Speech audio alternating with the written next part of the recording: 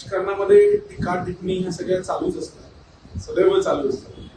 पण त्यांच्याकडनं कन्स्ट्रक्टिव्ह अशा कुठल्या पद्धतीच्या टीका होताना मला कधी दिसल्या नाही. कदाचित त्या सर्व मुद्द्यांवरती त्यांनी आम्हाला पास केलंय.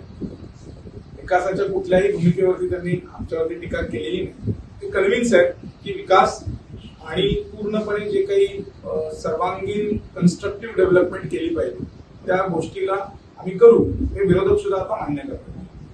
बघितलं ना तर आपण जर रुपेश राऊळ यांना व्यवस्थित जर ऑब्झर्व केलं तर त्यांनी लोकांसाठी ज्या गोष्टी गरजेच्या असतात, या प्रभागाचा संपूर्ण विकास, शेती असू दे, पर्यटन असू दे, सिंचन क्षेत्राच्या रिलेटेड असू दे, कारण की हा